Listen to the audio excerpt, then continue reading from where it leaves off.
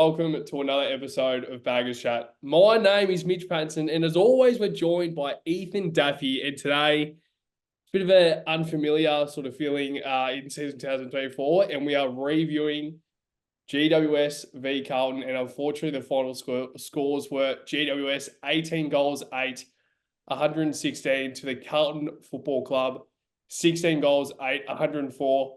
I'm out of breath because I just bloody ran in and out of the room. So I'm sorry. It looks like that I'm out of breath. If I'm sitting in a chair, I'm not.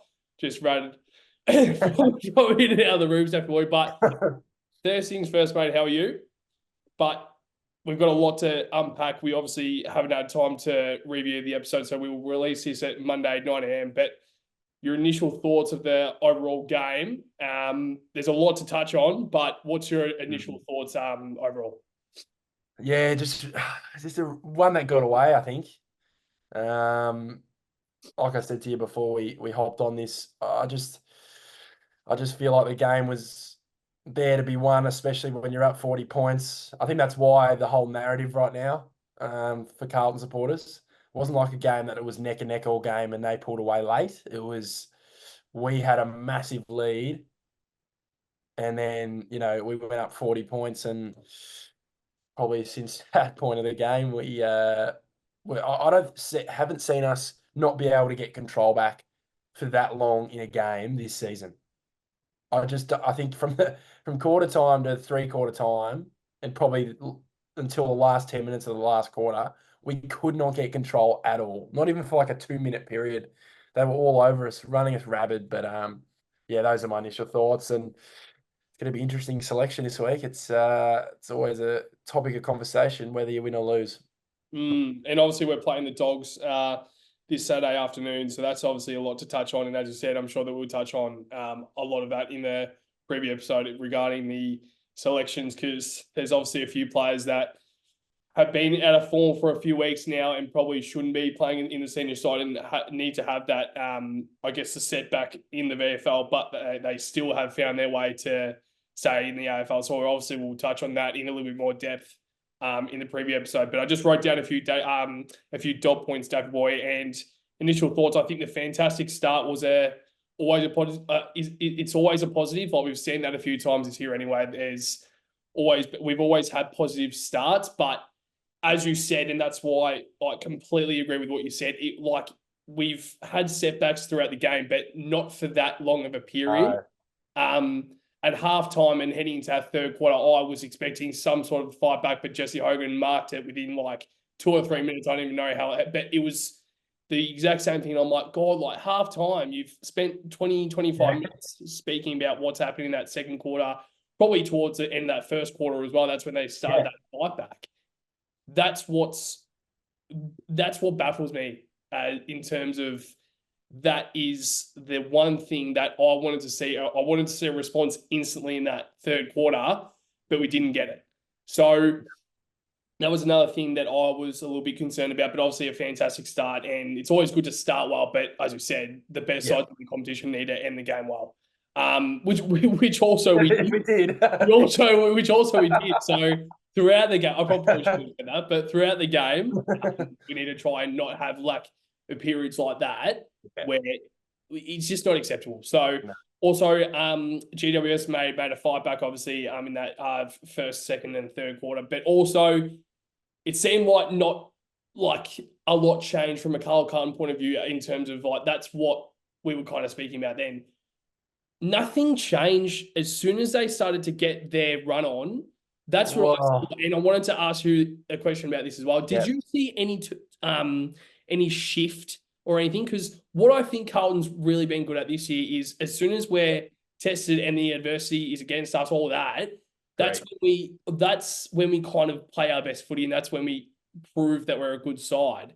I didn't see that last night. I don't know about you, but what's your overall thoughts about that? Because I know that's the most frustrating thing as well when we're like 10 to 15, like when there's 10 minutes left on the clock and then we start to play well. Yeah. And like, oh, God, we could actually just steal this game. And then you sent me a message straight after the game. Where was that for the past 2 quarters? So what's your overall thoughts on that? I think you're right. Completely agree, because I wanted to bring it up, the lack of change in that game. And I think For me, it's probably three key changes that should have been made. One, how long do you want to keep Brody Kemp on Jesse Hogan? I don't care. I know, to be honest, we did have some corkies and ankles that probably hurt us in that game. I'm not saying it completely hurt us, but it did with Wiedering. But he was probably still our best key defender, Yeah. even when he was injured. So why not just put him on him? I didn't get that. I didn't get that, and that should have been a change that was made. The second change I wanted to make, he couldn't get a touch for 3/4 of the game, and this is Charlie Kerner I'm talking about here.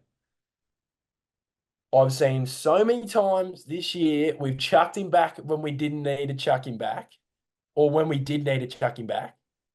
We actually probably needed him down back. Mm-hmm.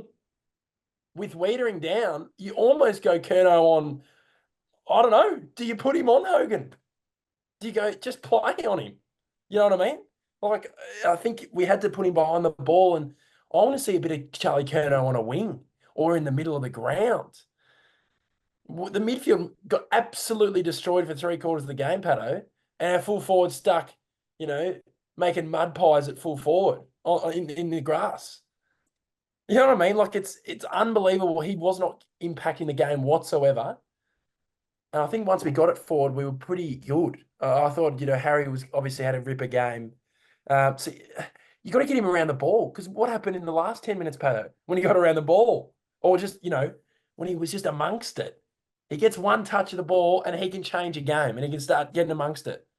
So that was my second key, why didn't we change that?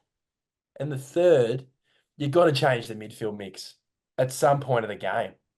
Whether you chuck a Williams through there for 5. I don't know. Like, it's just, I listened today. It might have been, I think it was John Longmire saying about their starts to games lately. They've been sluggish.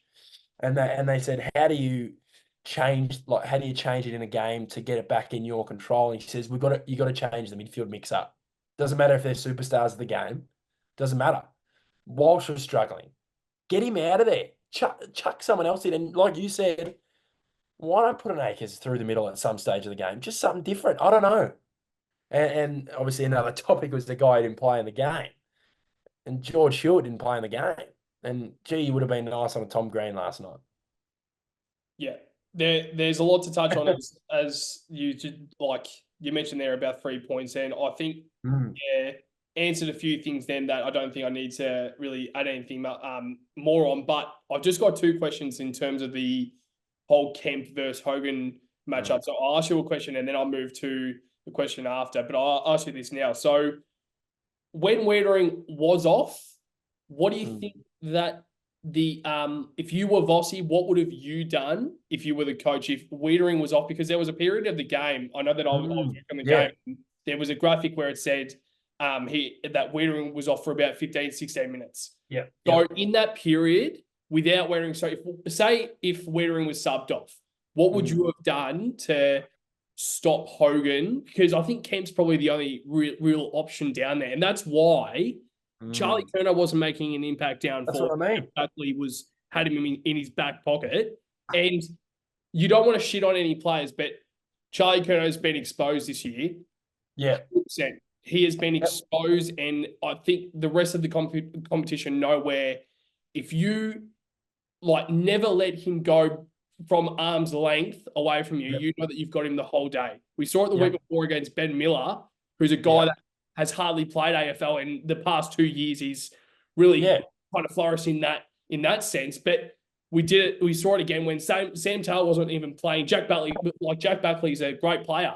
He gets the opportunity to be that sole defender, but he kept one of the best key forwards in the game pretty much no impact, and he probably realistically shouldn't have scored that goal in the last quarter. So before I move on to my next question, what's your overall thoughts on that? Like, do you think Charlie Kerno could have moved back to be a permanent defender? Yeah, I think definitely. I don't know, 5-10 minutes, see how he goes. Few clunks. Get him to just be responsible for a man, because his body language is horrendous last night. I think we can always pump his tyres up when he plays well, which we will. And like every other player, but we've got to just, it just wasn't good enough. It was not good enough. He looked sluggish. But yeah, like you said, put him down back. And also with Kemp, he was getting killed. You got to go chuck Gov on him. On Seriously. Hogan, on Hogan. Yep, got to chuck him on him. Sorry. He's probably the other guy who can, to be honest, height-wise. And it wasn't working anyway, Patto. I think you put Gov on him and go, Kemp, you just follow whoever. Because Hogan was the focal point of that forward line for that game. And I know everyone's going, oh, he played well. Of course he played well, but gee, it was easy. Oh, It was easy. If Charlie had that easiness, he would have kicked 7. Hey, it was ridiculous. Like, I don't even, like, it was a 5-goal game, but it just didn't even, it was just, like, I'm not saying it's his fault, but it's our fault completely. It was just, we made him look fantastic. And it was just a lack of, I think we were just outcoached from quarter time onwards. Like you said, I saw the change just before quarter time when they kicked that goal. I felt like they had a sniff and they had that kind of belief that they were going to get going, and which they did. And mm. we didn't see that. We kind of just kept going with what we were doing. But yeah, So my other question that I was about to ask, and it was off your point about the midfield. So moving forward, what do you want more of in that midfield mix? I know that George Hood obviously didn't play, which both of us were astounded by. I couldn't believe it. I could not believe that he wasn't featured, even as a sub.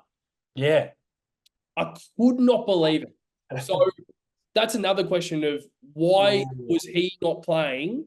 And we're not going to touch on individuals, but we both know the exact same name that's going through our head right now. Yeah. We're not going to touch on him though. But yeah, what do you want to see happen with that midfield mix? Because I completely agree. There wasn't enough adjusting and enough evolution in that midfield to really test the GWS Giants.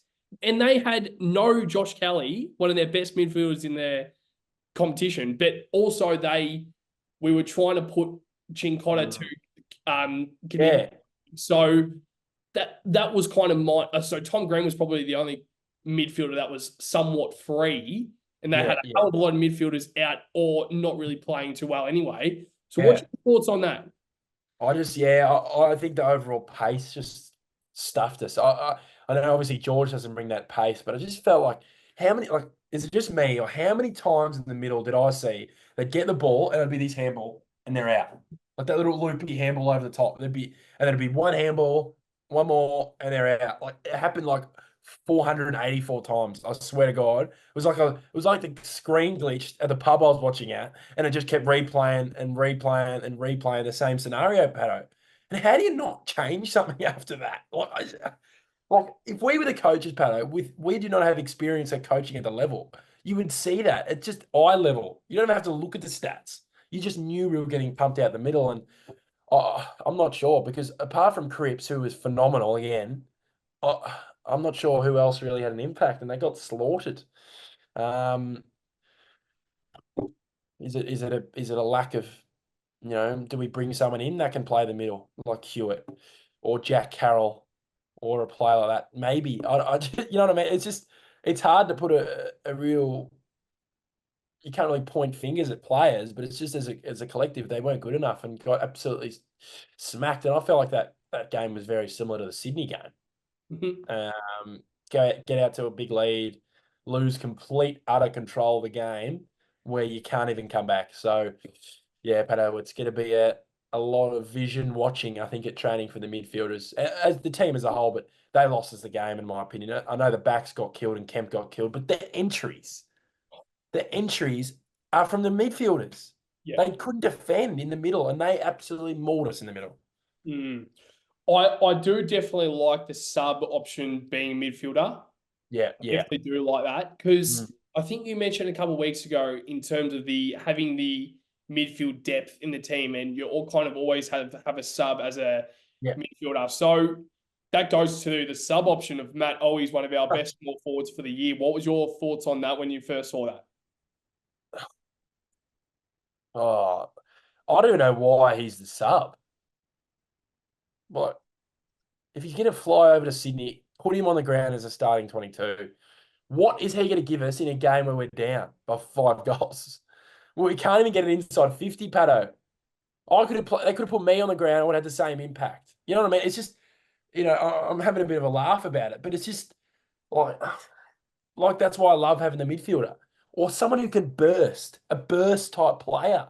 You're bringing Owies on, who's a deep forward, like a deep forward, like you said, he's a high, volume goal kicker.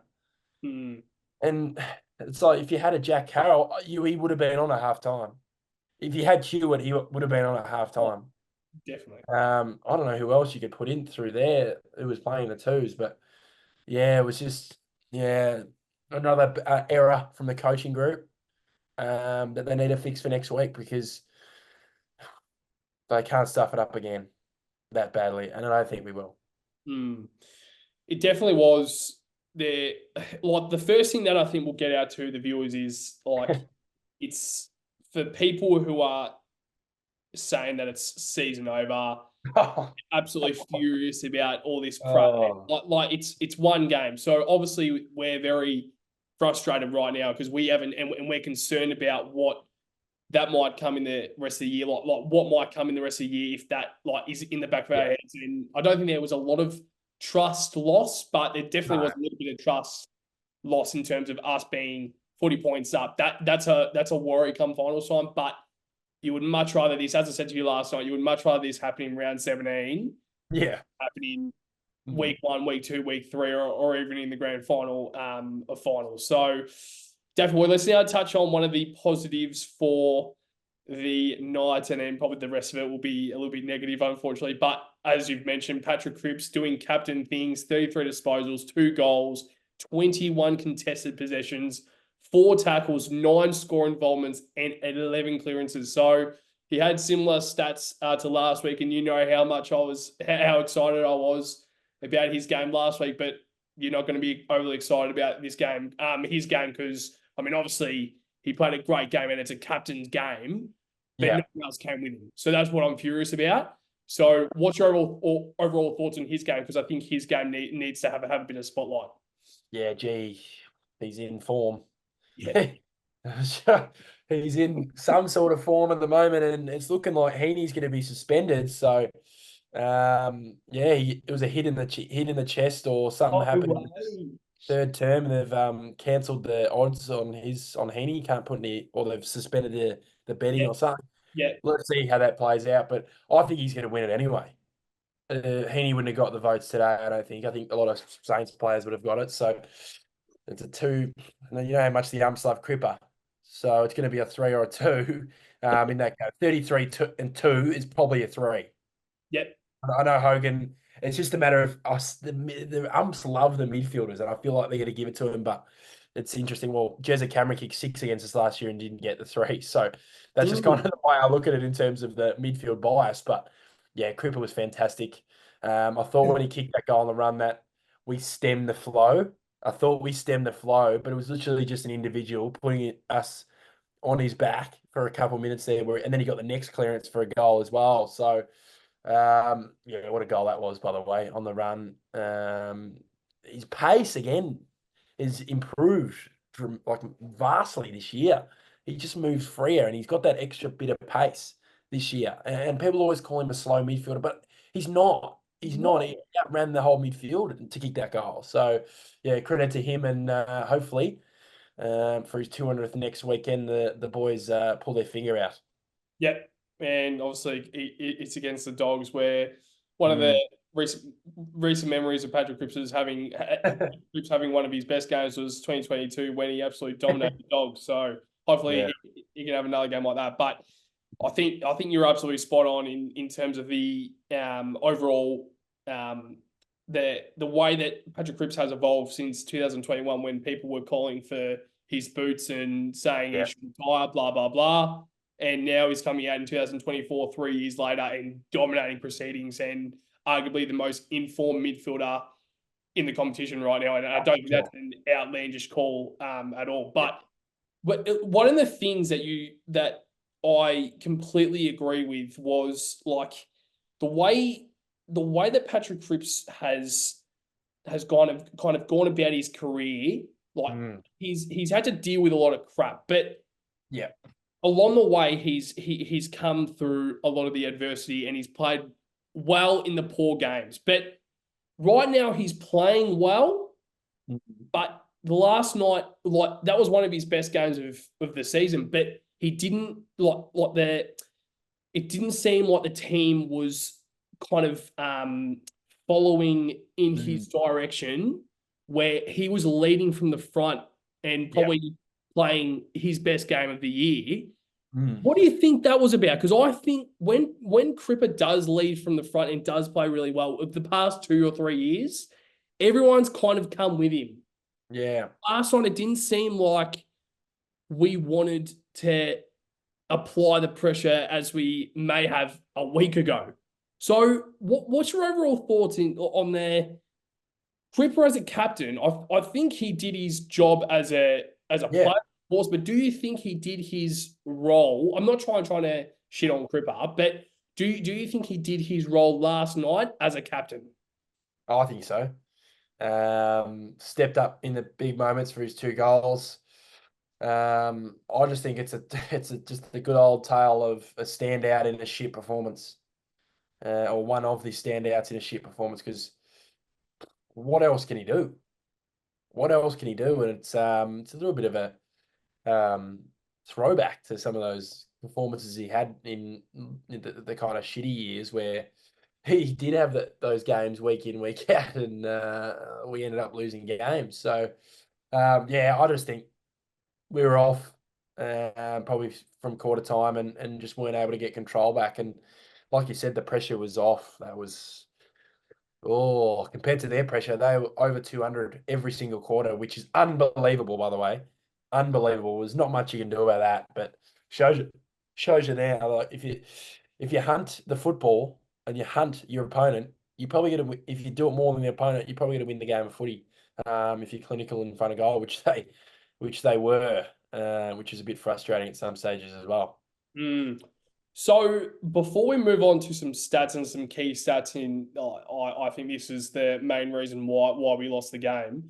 You mentioned earlier, and we were kind of mentioning earlier about halftime. So 20, 25 minutes, you had the time to reset, and you've just come off a quarter when GWS have absolutely dominated proceedings, and we headed into halftime, 2 points up after being 40 points up. Yeah. What do you think Michael Voss changed? Because from my point of view, watching as a supporter, I did not see a shift whatsoever with anything.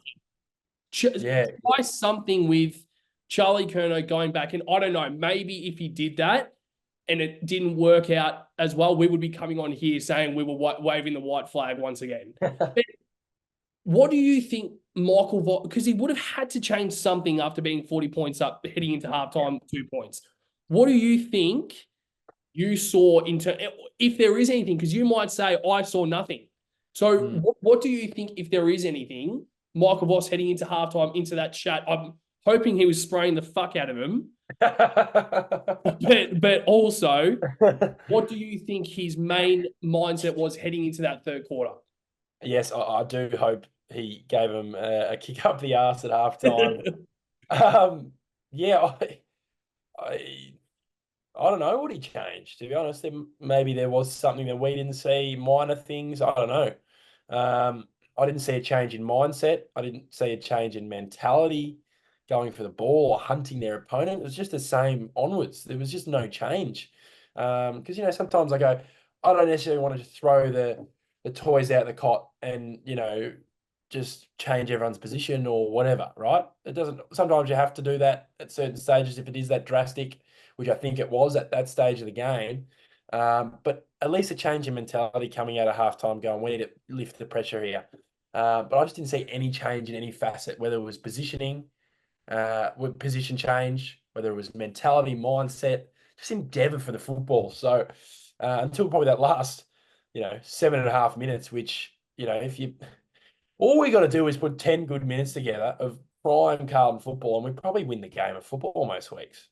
It's pretty unbelievable that when you think about it. So, yeah, I don't want to be seeing a patch that large again where we can't even get a 5-minute patch of football.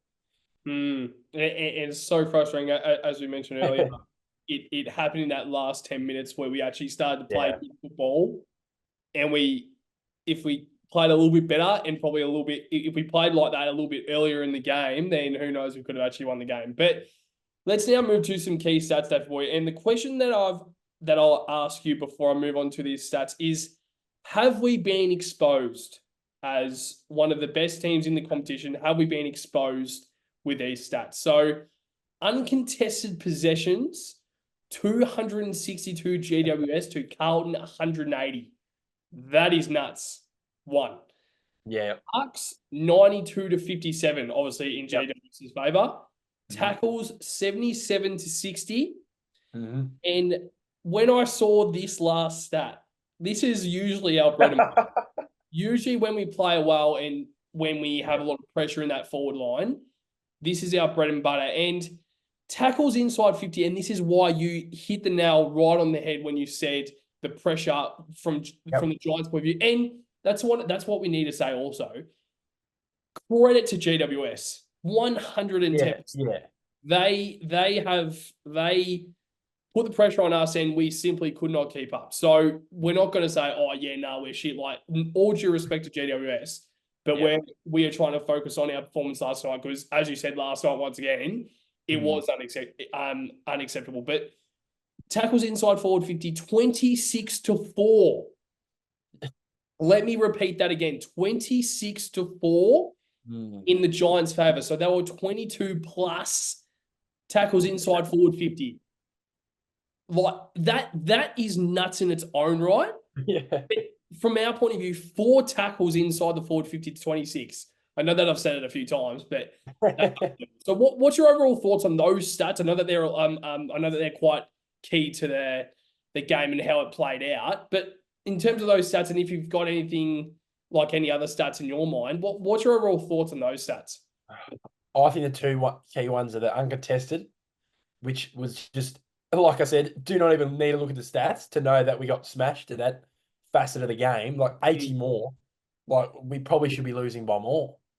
And then, like you said, with the 26 to 4, as you've touched on a lot of times, and we need to touch on a lot of times, that is not good enough.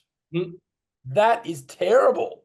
Like, and I like that you focus on us as well, just not even worry about them. But four tackles inside 50? That just shows you how dominant they were. Well, how shit we were after quarter time. Because obviously, like you said, I give credit to the Giants, but we lost that game. We're better than them. If we played hard, if we played a little bit more decent, we win that game of football. Let's be real, 40 points up. So, yeah, 26 to 4. That's another.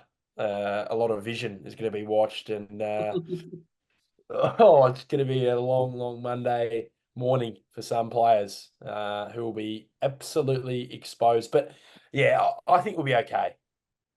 I just don't. I think it's a team that lost a bunch of games in the last month or two.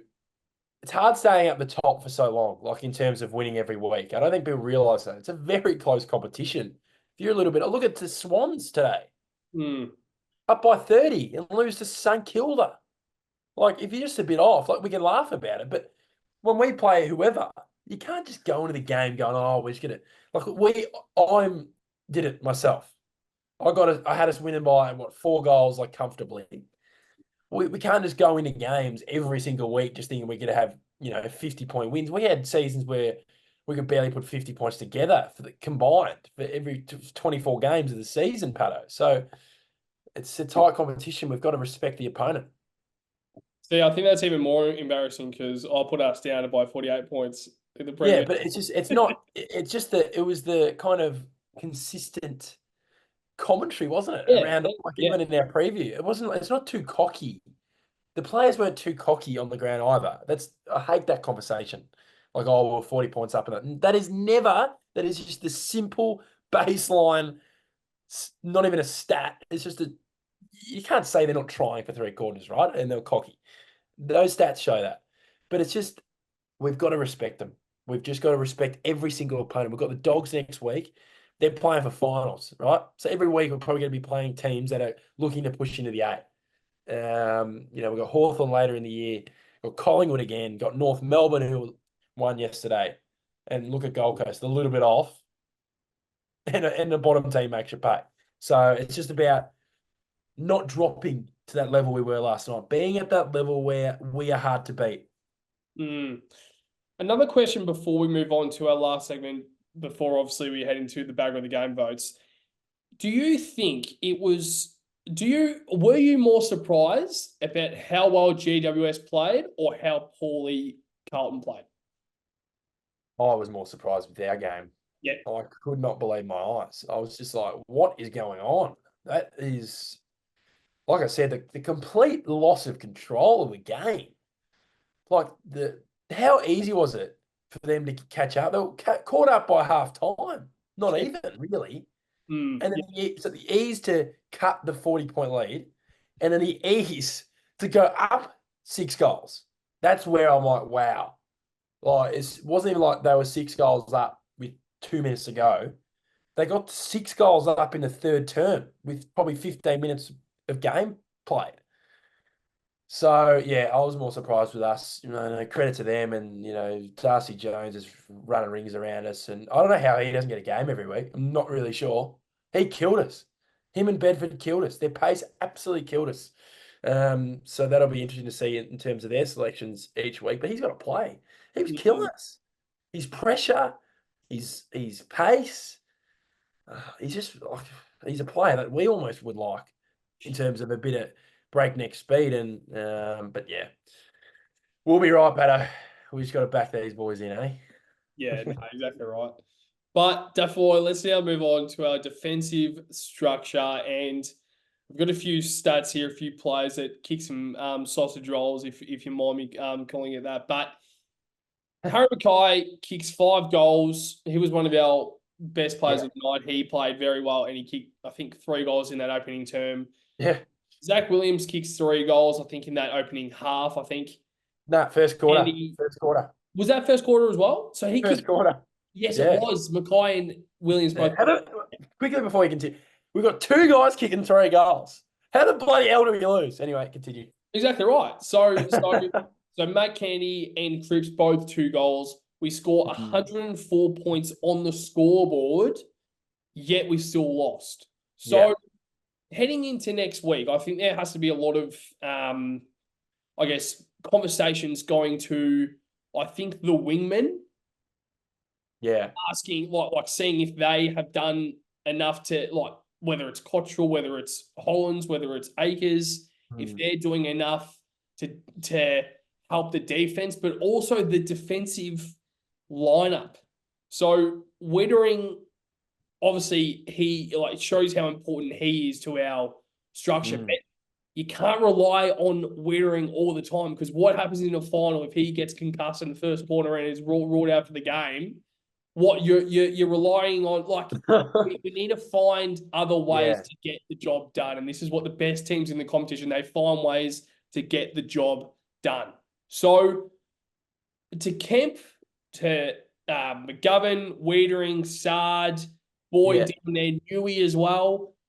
Out of those 6 or 7 players, but also to the wingmen, or if you've got another, I guess, opinion in terms of the defensive structure, what do you think was the main problem as to why we kicked 104 points on the scoreboard, but they kicked 116, which is something that we haven't really done many times this year? No, I think we'll never have an issue of scoring. I think we're always going to be able to put up a winning score. And I think the last 5 weeks, like you said, with our defense, we haven't conceded these like that many goals. And the overall score, we've kept teams to under 70, under 75, under 80. You're probably going to win every game if you do that. Like every time you do that, you're probably going to win the game, unless it's some low scoring affair, which we don't really do. No. We don't not score anymore. So yeah, I still blame the mids.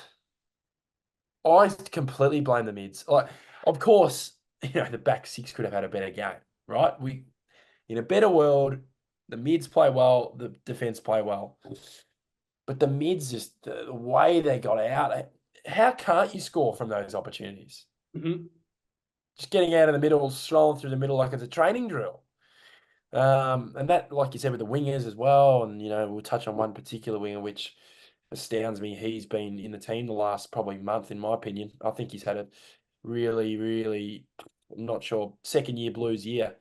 In relation to Ollie Hollands, but yeah, back six struggle, and like you said, we got to find a way to, Wiedering goes down, which is frustrating me with these corkies. He's unlucky. He's Yeah. had these corkies almost every second week.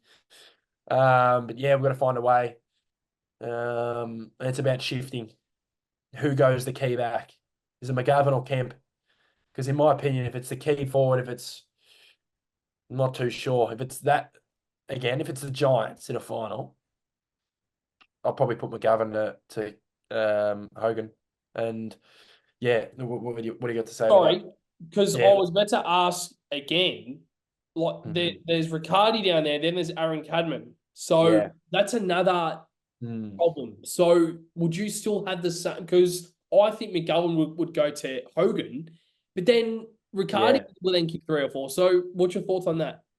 I think then you could probably put Newman on Cadman, and then you put what's his face on Kemp on Riccardi, Yeah, because we did like yeah. the lack of changes. I just don't think defensively McGovern's probably better than, or just as an all round player.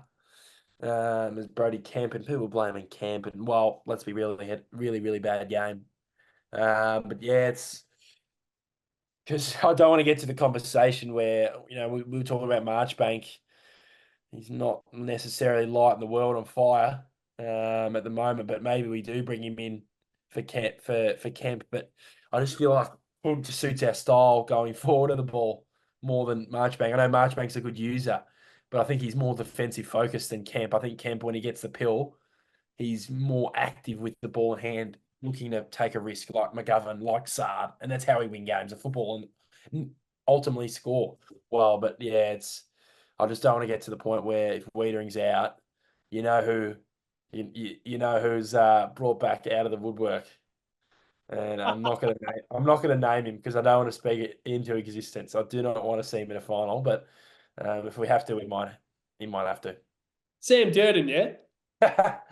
Yeah, big Alex Murkov. Hey, now, Yeah, sorry, go. there you go. In Oh, terms of that, I was talking about Lewis Young. yeah, of course. But so what I was about to ask also is like that's why I mentioned the Caleb Marchbank inclusion. Yeah, And it's yeah, exactly what you just said then in terms of I think Brody Kemp is too active in too yeah. attacking my I don't even know what I'm saying. Minded. Yeah, Yeah, minded, yeah. yeah, So because I think Jordan Boyd, Mitch McGovern, Adam Sard, yeah, they're all always trying to get their ball forward. So you need to have the best of both worlds. You yeah, can't have yeah, all of them attacking. And I think that's exactly why Brody Kemp isn't suited right now. And this is just my opinion. And that's why this is a bit of a spoiler come the preview next week. That might be one of the inclusions I might make, and it will be Caleb Marchbank coming in because Marchbank is that general defender that defends. And mm, I think when it was Wittering and Marchbank, they have always connected well. mm. Like I know that Marchbank hasn't really been out on the park a lot, but even heading I just think you have to almost not try because it's like we've lost 3 or 4 games in a Yeah, row. We've lost no, one game, so yeah, but I think it's right now. The next 2 or 3 weeks they're crucial because you yeah, need yeah, to get your defensive structure correct. And so after saying that, I know that we'll touch on it a lot more in detail in the preview, but can you see where I'm coming from in terms of Marchbank maybe coming in for Kemp because of the defensive mindset of Marchbank? yeah. No, I definitely see it. I definitely see Marchbank being a chance next week, but it's one loss, Yeah. and gee, they've been good. That back six. And I thought Sard was one of our better players as well. Talking about Adam Sard defensively, Jesus, he's been good. Yeah. But yeah, it's really depending on, do you want to change too much? Because I feel like when we win games of football week to week, we don't change much, but maybe we do. I know Aaron Norton's going to be out next week, so they're probably going to throw Rory Lobb back forward, up forward. Yeah. I think. I think Mm. Liam Jones is out still, so when you look at that, you go, gee, we can keep him under 80. Fuck, well, it could be a big win. But like I said, respect the opponent. But yeah, I agree. I think Marchbank is definitely a chance, but it's just a matter of, do you keep that continuity with that back six? But yeah, if it's a time for Marchbank to come in, I'm happy with that. Yeah. I'm going a bit off the run sheet, but I've got one more question. I think it's one of our favorite conversations. And last night, that was one of the probably the talking points coming out of that game. And you asked me about it as well. The Ruck situation. So last night, we both predicted that Mark Pitner would be omitted in the preview. We both expected Yep. that Mark Pitner will be omitted and Tom DeConning will come in. I know that we've got different mindsets about this. Yeah. This is why I think we should have the conversation about it. Next week against the Dogs, do you play the two rucks? Should have played him last night. But Should why? have played him last night. But I why? know I said that last quarter, he was getting bullied, TDK. Briggs, I remember last game we played him, we had both of them in. TDK kicked 3 or 4. I'm not saying he's going to kick 3 or 4, but we stretched him out. And ultimately, Briggs was tired because he had 2 rucks. And remember, we had TDK on bloody Riccardi in the ruck, and that killed him in the end. And that's the way I just look back. I know I called for the omission because I didn't want to break the run of TDK's form. But the way I looked at it last night, we had to have him in. And that was a mistake from my end, I think, in the selection. And that second half, Briggs was all over him. I think he took it personally from last game. I honestly think it looked like he was out for revenge in a sense. And, TDK was okay. I thought his impact wasn't major in the game, but Briggs's impact was huge. So, you look at Pitto, he's one of those rucks that can stem the flow of a game in the middle of the ground defensively because he throws his body around. He gets first to it. If he doesn't win it, he's laying a tackle or laying a big bump, not letting these little, players run through. So, I don't know. I'm happy with the solo ruck. I think it will be solo next week, but for me, you're not bringing in a guy just for his big body. Pitto is in unbelievable form, which is making this conversation a headache. So I think TDK plays on his own next week, but I wouldn't be surprised. But I think it's just a matter of who we play, because I think that also comes into the fact that we didn't change enough heading into this clash and the whole overall matchups. Maybe we should have brought another key back in. I don't know. Mm. So you think it is this? So you think it is our selection going off who we're playing? Would you go off our selection? Like, if we're playing a team next week and it's 2 rucks, would you bring in Pitnet? If it was like the Swans, but I just don't know. I just really don't know. But I think it has to be a team where maybe they do the 2 rucks. I think it's a situation based. I think ultimate scenario, we have one, and it's TDK. But I think the frustrating part also when we don't have 2 is we have Cripps and Kennedy in the ruck. Yeah. You know what I mean, Patto? Like, what's going on there? We had 2 rucks. That doesn't happen. We lose clearances because of it. And it costs us a lot. And it costs Cripps energy. And it costs Kennedy's energy. Like, we need Cripps. There was moments in the game we're trying to catch up. Cripps in the ruck. He's the one supposed to get. He's the only guy getting the pill for us. So we'll put him in the ruck. That also comes into the conversation as well. Because you go, like, Harry Mackay's having a ripper. We need him up forward. Charlie's not doing anything. Isn't it better? It is the biggest headache, this ruck conversation. I reckon it stems from 2021, 2022, this conversation. But I think it's situation based, but I really can't get a read on things because I completely agree with your point of view. I've got a point of view. It's just it is a big headache, and it's going to be interesting to see how they sort it out because that's why they get paid a lot of money, Patto, and we don't get paid enough to have these opinions. But yeah, because I think another like component of like what can happen if the two rucks are playing together is Yeah. Tom DeConning enters in that forward line alongside Harry Mackay and Charlie Curnow. Does that work? And we've Yep. seen it. We've Yeah. had different opinions. We've said, yep, it works. Tom DeConning kicks 3. Yep, it works. After Tom DeConning is getting in the way of Mackay and Charlie's marking. So my head is pounding. My head is pounding at the moment, and it's been pounding ever since last night. And it's been pounding ever since we bloody had this conversation about the Ruck conversation because I do not know anymore. No. I completely agree with what you're saying, but I feel like my opinion is like yeah, it is somewhat correct, but you're also correct, and I think other people say, "Yep, that's correct." I'm like, oh, I can't listen to anything else because I feel like I'll go bloody insane if I'm not already insane. So I just feel like right now we just have to trust Voss and his selection, but it's going to be very interesting come Dogs next week because I think I'm of the mindset of we need to get our structure right, and it doesn't. I don't like going into games selecting players purely for the opposition. Yeah. Like to an extent, if we're playing at the Gabba, say last year when we brought in Jordan Boyd, I like that because it's kind of more suited for the ground. It's not suited for the selection against the other team, if that makes sense. So that's just one thing that I'm just like, I just think we just need to try and focus more on what we're doing as a team and as a club, and don't worry so much about what they're doing. Focus more on us because against the Cats, we played two defenders earlier on in the season, I think, with Young and Wienering. Yep. I think we did.